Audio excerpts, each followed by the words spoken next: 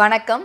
இன்னைக்கு நம்ம வீடியோவில் எதை பற்றி பார்க்க போகிறோம் அப்படின்னு பார்த்தீங்கன்னா வந்துட்டு ரீசெண்ட் டைமில் வந்து அதிகமான ரேட்டிங்கில் இருக்கக்கூடிய ஒரு ஒரு மேஜரான திங்ஸ் தான் இந்த பிசிஓடி அண்ட் பிசிஓஎஸ். நம்மள நிறைய பேர் இதை பற்றின தேடலில் இருப்போம். உங்களுக்கான வீடியோ தான் இது. ஸ்கிப் பண்ணாமல் பாருங்கள்.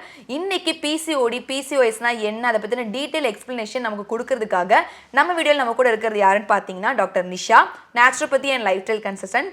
வணக்கம் மேம். வணக்கம் மேம். பிசிஓடி இதெல்லாம் ஏன் மேம் இப்போ இருக்கக்கூடிய காலகட்டத்தில் இந்த பிசிஓடி அண்ட் பிசிஓஎஸ் ரேட்டிங் இப்போ ஏன் ஜாஸ்தியாச்சு? அதாவது இப்போ கூட நம்ம ட்ரைபல் ஏரியாஸ்க்கெல்லாம் போனோன்னா அங்கே இருக்கிற கேர்ள்ஸுக்கோ இல்லை யங் லேடிஸுக்கோ சுத்தமாக பிசிஓடி கேசஸ் பார்க்க முடியாது. ஆனால் இன் மாடர்ன் சிவிலைசேஷனில் ஓவர் நியூட்ரிஷன், லைஃப் ஸ்டைல் சேஞ்சஸ்னால, லேக் ஆஃப் ஆக்டிவிட்டினால, சேஞ்ச் இன் ஃபுட் ஹேபிட்ஸ்னால நிறைய கேசஸ் ஆஃப் லேட்டாக பிசிஓஎஸ் ரொம்ப காமனாக 13-year-old 14-year-old கேர்ள்ஸுக்கு கூட இர்ரெகுலாரிட்டி இன் தியர் சைக்கிள்ஸ் அப்படின்னு சொல்லிட்டு ஸ்கேன் எடுக்கும்போது பிசிஓடி தெரியுது. ஸ்கேன் ரிப்போர்ட்ஸில் தெரியுது. It's a very sad. Okay ma'am. இப்போ இந்த பிசிஓடி இந்த பிசிஓஎஸ்லாம் இருக்கலாம், இதனால இன்ஃபர்டிலிட்டி இல்லை ப்ரெக்னென்சி சான்சஸ்லாம் கம்மியாக இருக்குது. அதை பற்றி ஏதாச்சும்? கட்டாயமாக இன்ஃபர்டிலிட்டி கேஸ் அப்படின்னு வந்தாலே ஃபஸ்ட்டு நம்ம பார்க்கக்கூடியது ஓவரியில் சிஸ்ட் இருக்கா, அப்படி தான் முட்டைப்பையில் கட்டியிருக்கா அப்படின்னு தான் ஃபஸ்ட்டு அந்த ஸ்கேன் எடுப்போம். And most of the cases கண்டிப்பாக அந்த பிசிஓடி ஒரு முக்கியமான காரணம் இன்ஃபர்டிலிட்டி இல்லைன்னா delay to become pregnant. Okay. இந்த பிசிஓடி அந்த பிசிஓஎஸ் கண்டிஷனில் என்ன மாதிரியான சிம்டம்ஸ்லாம் நம்ம பார்க்கலாம் மேம்? மேஜர் சிம்டம்ஸ் மெயினாக அவங்களுக்கு ஒரு மெயில் டெண்டன்சி இருக்கும். ஸோ இப்போ ஆஃப் லேட்டாக over nutrition, lack of physical ஆக்டிவிட்டினால நிறைய கேசஸ் வராங்க. Okay ma'am. இந்த பிசிஓடி இருக்கிற பர்சன்ஸ்லாம் இருக்காங்க மேம், அவங்களுக்கு அவங்க ஐவிஎஃப் இந்த மாதிரியான டைப் ஆஃப் ப்ரெக்னென்சி ட்ரை பண்ணலாமா? அதாவது ஐவிஎஃப் ட்ரீட்மெண்ட்டுக்கு போகிறாங்க அப்படின்னா பெஸ்ட், அதாவது ரிசல்ட் கண்டிப்பாக இருக்கணும் அப்படின்னா ஃபஸ்ட்டு நம்ம டயட் பிளான் ஃபாலோ பண்ணணும். ஓகே. வெயிட்டை கொஞ்சம் குறைச்சிக்கிட்டு அந்த சிஸ்ட் கம்மியான பிறகு நம்ம ட்ரீட்மெண்ட்டுக்கு போனோன்னா சான்சஸ் ஆஃப் சக்ஸஸ் ஜாஸ்தி. அதாவது நம்ம சிஸ்ட் இருக்கும்போது எந்த ட்ரீட்மெண்ட்டும், அதாவது நேச்சுரலாக வெயிட் குறைக்கிறதுக்கோ இல்லை ஹார்மோன் பேலன்ஸ் பண்ணுறதுக்கு எந்த ட்ரீட்மெண்ட்டும் எடுக்காமல் நம்ம ஐவிஎஃப் ட்ரீட்மெண்ட் போனோன்னா கட்டாயமாக அபார்ஷன் ஆகிறதுக்கு சான்சஸ் ஜாஸ்தி. ஆனால் நம்ம ட்ரீட்மெண்ட் எடுத்துக்கிட்டு அந்த சிஸ்ட்டுக்கான டயட் பிளான் ஃபாலோ பண்ணி வெயிட் குறைக்கிறதுக்கான டயட் பிளான் ஃபாலோ பண்ணி ஓரளவுக்கு நம்ம பாடி செட் பண்ணணும். ஓகே. செட் ஆனதுக்கு அப்புறமா ஐவிஎஃப் போகும்போது the chances of pregnancy and a healthy pregnancy is more, almost 70 to 80% chances. இது only 20 to 30%. ஸோ நம்ம ரொம்ப காமனாக பார்க்கலாம் repeated abortions. very commonly there are, I know people, எனக்கு ஒரு 7 times 8 times IVF ஃபெயிலியர் ஆகி திருப்பி ட்ரை பண்ணுற கேசஸ் எல்லாம் இருக்காங்க. ரொம்ப பேத்தட்டிக்காக இருக்கும். அது என்ன ரீசன் அப்படின்னா அவங்க அந்த ஐவிஎஃப் ட்ரீட்மெண்ட் தான் யோசிக்கிறாங்க தவிர அவங்க உடம்பை ஃபஸ்ட்டு எப்படி ரெடி படுத்துறது, டயட் எல்லாம் ஃபாலோ பண்ணி அது ரொம்ப முக்கியம். Okay ma'am. பேபி ஹெல்த்தியாக இருக்கிறதுக்கும் ரொம்ப முக்கியம். ஓகே. மேம் நீங்கள் சொன்னீங்க பிசிஓடி அண்ட் பிசிஓஎஸ் இந்த மாதிரி கண்டிஷனில் மேல் பேட்டர்ன்ஸ் உங்களுக்கு ரொம்ப இருக்கும் அப்படின்னு சொன்னீங்க. அதுக்கு ரெஸ்பான்சிபிளாக என்ன மேம் காரணமாக இருக்குது? அதை பற்றி கொஞ்சம் டீட்டெயில்டாக. அதாவதுங்க பிசிஓஎஸ்க்கு மெயின் காரணம், one of the main reason is insulin resistance. So இன்றைக்கி நான் இன்சுலின் ரெசிஸ்டன்ஸ்னால் என்னன்றது குவிக்காக எக்ஸ்பிளைன் பண்ணுறேன், ஷார்ட்டாக புரிகிற மாதிரி. அதாவது நம்ம ஒரு ஃபுட் சாப்பிட்றோம், உணவு சாப்பிட்றோம், கார்போஹைட்ரேட் இருக்கிற ஒரு உணவு சாப்பிட்றோம். ஸோ நம்ம பிளட்டில் குளுக்கோஸ் லெவல்ஸ் ஜாஸ்தி ஆகுது. அதே போல் நம்ம குளுக்கோஸ் என்ட்ரி ஆகும்போது பேன்க்ரியாஸுக்கு ஒரு சிக்னல் போகுது, இன்சுலின் செக்ரீட் பண்ணணும் அப்படின்னு. ஸோ பிளட்டில் இன்சுலினும் வரும், குளுக்கோஸும் வரும். ஸோ இந்த இன்சுலினுடைய ஒர்க் என்ன அப்படின்னா செல்ஸை ஓப்பன் பண்ணி விடுறது. ஸோ இன்சுலின் என்ன பண்ணும், செல்ஸ் உடைய சாவி போல் ஓப்பன் பண்ணி விட்டுடும். ஓப்பன் பண்ணி வைக்கும்போது குளுக்கோஸ் அழகாக உள்ளே போயிடும். இதுதான் நார்மல் மெக்கானிசம். ஆனால் இன்சுலின் ரெசிஸ்டன்ஸ் இருக்கும்போது என்ன ஆகுது அப்படின்னா இந்த செல்ஸ் இன்சுலினுக்கு ரெஸ்பாண்ட் பண்ண மாட்டேங்குது. இன்சுலின் இருந்தாலும் நாங்கள் ஓப்பன் ஆக மாட்டோம் அப்படின்னு சொல்லி அப்படியே நிற்கிறாங்க. ஸோ என்ன ஆகுது, பிளட்டிலே இன்சுலின் தேங்கி நிற்கிது, பிளட்டில் குளுக்கோஸும் இருக்குது, ரெண்டுமே இருக்குது. பேன்க்ரியாஸுக்கு சிக்னல் போக மாட்டேங்குது, இன்சுலின் செக்ரேட் ஆகிட்டே இருக்கு. ஏன்னா பேன்க்ரியாஸ்க்கு செல்ஸுக்குள்ள குளுக்கோஸ் என்டர் ஆனாதான் பேங்க்ரியாஸ்க்கு சிக்னல் கிடைக்கும், ஓகே இன்சுலின் போதும் அப்படின்னு. இப்போ சிக்னல் வராது, ஏன்னா குளுக்கோஸ் என்ட்ரியே ஆகலையே. ஸோ பேங்க்ரியாஸ் இன்சுலின் செக்ரீட் பண்ணிகிட்டே இருக்கு, பிளட் குளுக்கோஸும் அப்படியே தான் இருக்கு. ஸோ இந்த கண்டிஷனுக்கு பேர் தான் இன்சுலின் ரெசிஸ்டன்ஸ்.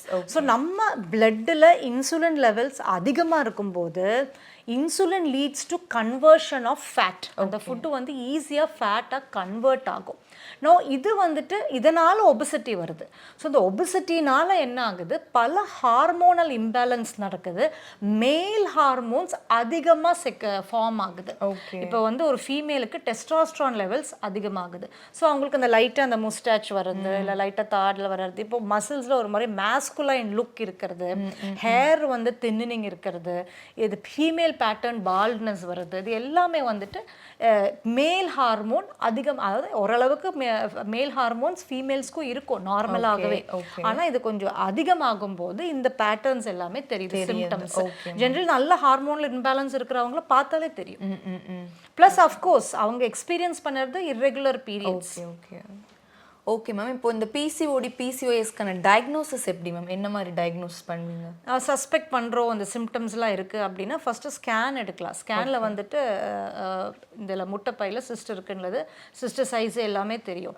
அடுத்தது ஹார்மோனல் பேனல் இருக்குது. ஸோ அந்த பேனலில் டெஸ்டாஸ்டரான் லெவல்ஸ் எவ்வளோ, அவங்க சைக்கிள்ஸ் டைமில் எஃப்எஸ்ஹெச் லெவல் எவ்வளோ, எல்ஹெச் லெவல் எவ்வளோ, ப்ரோலாக்டின் லெவல்ஸ் மாதிரி நிறைய டெஸ்ட்ஸில் வந்துட்டு தெரிய வரும் பிசிஓடி இருக்குது அப்படின்னு. அதே போல் பிசிஓடியில் இந்த இன்சுலின் ரெசிஸ்டன்ஸ் இருக்குதுன்னு சொன்னதுனால ஃபாஸ்டிங் இன்சுலின் ஒரு முக்கியமான ஒரு டெஸ்ட். ஃபாஸ்டிங் இன்சுலினில் பிளட்டில் எவ்வளோ இன்சுலின் லெவல்ஸ் இருக்குது அப்படின்னு பார்க்கலாம்.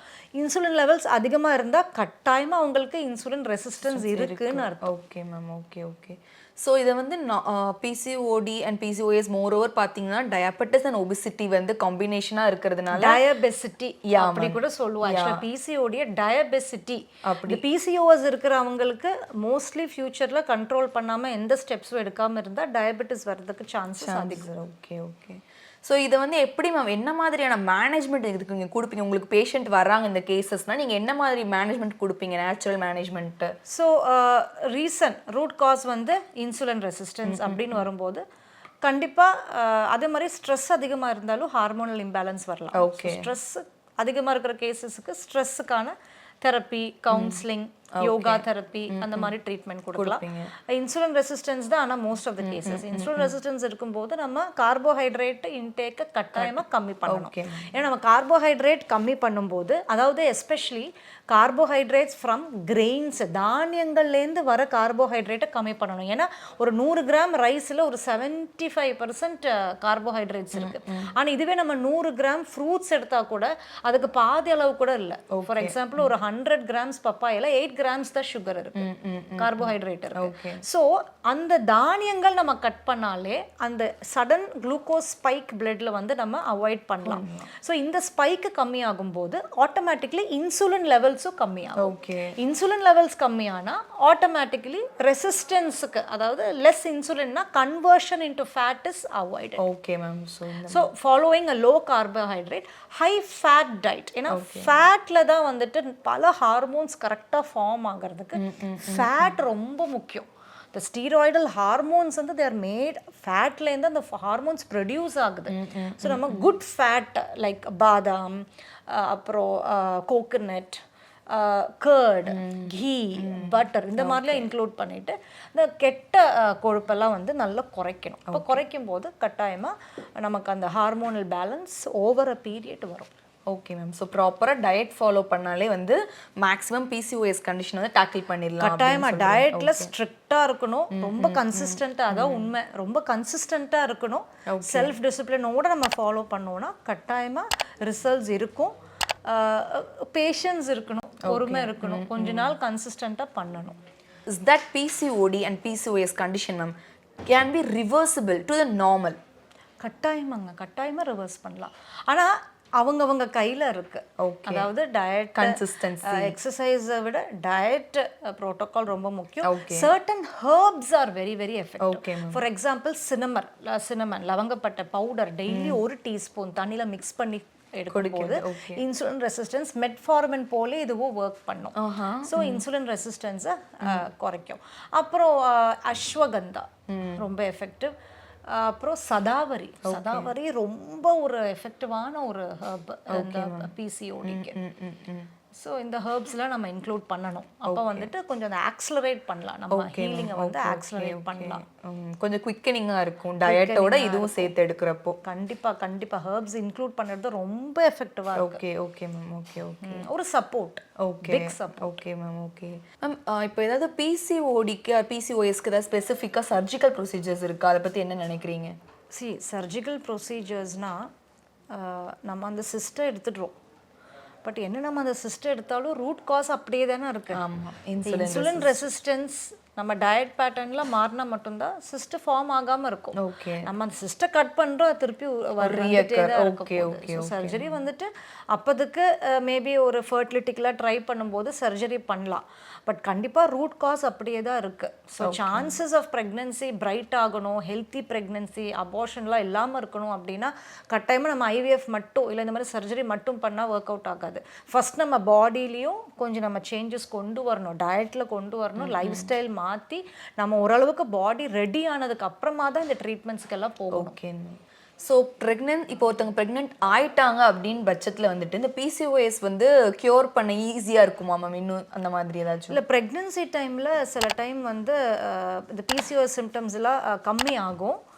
ஆனால் திருப்பி ரெக்கரண்ட்டாக தான் இருக்கும். ஏன்னா பேசிக் ரூட் காஸ் வந்து ஒபிசிட்டி. ஸோ ஒபிசிட்டி கரெக்ட் பண்ணால் மட்டும்தான் பர்மனெண்ட்டாக அதுலேருந்து வெளில வர முடியும். Okay ma'am. Okay. So PCOD and PCOS இந்த மாதிரி ப்ராப்ளமில் நிறைய பேர் நிறைய சேலஞ்சஸ் வந்து ஃபேஸ் பண்ணிட்டு இருப்பீங்க, எஸ்பெஷலி ஒபிசிட்டினால ஃபேஸ் பண்ணிட்டு இருப்பீங்க. ஸோ இன்னைக்கு மேம் சொன்ன இந்த ஹெல்த் டிப்ஸ் அண்ட் ரெமடிஸ்லாம் வந்து உங்களுக்கு யூஸ்ஃபுல்லாக இருந்திருக்கும் நம்புகிறேன். ஸோ நீங்கள் வந்துட்டு ஸ்ட்ரிக்டாக டயட் அந்த மாதிரி மேம் எதுவும் சொல்லல, low carbs and high fat diet சொல்லியிருக்காங்க. ரொம்பவே யூஸ்ஃபுல்லாக இருந்திருக்கும்னு நினைக்கிறேன். அண்ட் மேம் சொன்ன அந்த ஹெர்ப்ஸ் எல்லாமே வந்து நோட் பண்ணி வச்சுருக்கோங்க, மறக்காமல் உங்களோட டயட்டில் அதை இன்க்ளூட் பண்ணிக்கோங்க.